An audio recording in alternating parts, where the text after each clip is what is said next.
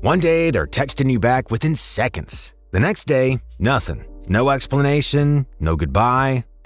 You've been ghosted. And it doesn't just hurt emotionally. Science actually shows it switches on the exact same regions in our brain that processes physical pain. In other words, ghosting can feel like a broken bone, or maybe even a punch in the gut. But here's the potentially surprising part. Ghosting says more about them than it does about you.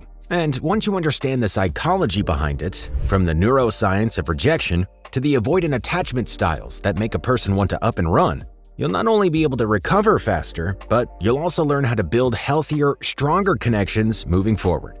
Today's video, we're going to be breaking down why ghosting hurts so much, the real reason people ghost, the science-backed strategies to heal and move on, and finally, how to turn this painful experience into something that actually makes you more resilient and less likely to get ghosted again. Why being ghosted hurts more than you think. No, you're not being sensitive.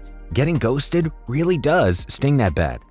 So let's start with the pain. Neuroscientists have found that social rejection activates the anterior cingulate cortex. This is the same region of the brain that processes physical pain. And that's why when someone suddenly disappears from your life, your body floods with stress hormones like cortisol, while levels of oxytocin, the bonding hormone, crash. Now, this isn't just modern dating and relationship drama. It's based on ancient biology. Thousands of years ago, being excluded from your tribe wasn't just embarrassing, it was dangerous. Isolation meant you might not survive. So our brains evolved to treat sudden disconnection as a threat to our survival. That's why your mind won't stop asking, "What happened? What did I do wrong?" It's a phenomenon researchers call a closure gap. When we don't get a clear ending, our brains rush to fill in the blanks, usually with the worst possible scenarios. It's exhausting and, at times, utter torment. And the problem is, you might never get the answer, which is why healing isn't about chasing closure from them. It's about creating closure within yourself. Why people ghost? It's not about you. So here's the part most people miss. Ghosting usually says far more about the person doing it than the person experiencing it. Psychologists have identified several common reasons people ghost. Number 1, avoidant attachment style. People who grew up feeling unsafe opening up emotionally often find closeness uncomfortable. So when things get too real, instead of just talking about it, they vanish. Number 2, fear of confrontation. For many, ghosting feels easier than being upfront and saying, "I'm not interested," or "I don't have the emotional capacity right now." It's avoidance disguised as self-protection. Number 3, decision paralysis. In today's swipe-right culture, dating apps create an illusion of endless options. People feel overwhelmed by choice, and instead of making a difficult decision, they default to silence. Number 4, empathy gaps. Digital communication makes it easier to forget there's a human being on the other side of the screen. Without eye contact or tone of voice, empathy can drop, and ghosting ends up feeling less cruel to people than it really is. One scientific study from researchers who specialize in social and personal relationships found that 25% of people admitted to ghosting someone, and over 65% said that they had been ghosted themselves. This means that ghosting is less about you as an individual and more about a growing cultural trend. And knowing this should be a huge relief. It's not a reflection of your worth. It's often just the ghoster's lack of skills in handling discomfort. The psychology of getting ghosted.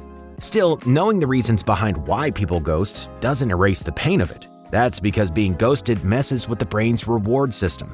Think of texting like a slot machine. Every time your phone buzzes with a message from someone you like, your brain releases dopamine. It's like a little tiny reward. But when the messages suddenly stop, your brain experiences what scientists call a reward prediction error. You expected a reward, and you didn't get one. And your brain just keeps pulling the lever, checking your phone, refreshing apps, waiting for that ping. This is why ghosting feels addictive. It hijacks the same neural pathways that drive gambling addictions, which means the urge to reach out just one more time isn't weakness. How to heal from ghosting. So what do you actually do when you've been ghosted? Well, step 1, ground yourself. When you notice the spiral of what ifs starting, just pause. Research from Stanford shows that even a 60-second deep breathing exercise can calm your nervous system and lower cortisol levels. Step 2, resist the chase. Every unanswered text or double message feeds the addiction loop. Studies on intermittent reinforcement show that chasing unpredictable rewards only makes the craving stronger. Step number 3, create closure from within. Try expressive writing. A study from the University of Texas found that people who wrote about emotional events for just 20 minutes a day for 3 days experienced better mood and even improved immune function. Reconnect with your people. Social rejection activates the same pain pathways as physical harm, but social reconnection with the right people heals them. Reach out to friends, plan something fun, invest in your hobbies. Every positive experience rewires your attachment system to trust again, building resilience from being ghosted again. Here's the empowering part. Getting ghosted can actually make you stronger. And by experiencing it and learning how to heal, you'll start spotting red flags earlier. You'll actually begin to value clear communication more. You raise your standards for how you deserve to be treated. In fact, one study found people who experienced rejection developed stronger boundaries and healthier future relationships. So instead of seeing ghosting as a failure, see it as teaching you something. It's shaping you into someone who's more grounded, more self-respecting, and ultimately more attractive to the right people. At the end of the day, ghosting hurts because it plays on 2 of our deepest fears: rejection and abandonment. But science shows that the pain isn't permanent, and the recovery process can leave you way stronger than before. If you've ever been ghosted, remember this: it's not about you or your worth. It's all about their capacity. So with the right tools, grounding, reframing, reconnecting, you can heal, close your own wounds, and just move forward with more resilience than ever. And if you've ghosted others, now you know. Your silence can affect people more than you realize, and just a few honest words can help save someone from unnecessary pain. So the next time you face ghosting, on either side, use it as a chance to practice self-awareness, communication, and growth. Get the journal out, reconnect with friends. Use this experience to help you realize what you want from your future. Being ghosted isn't the end of a story for you. It can be the beginning of a stronger, more connected one.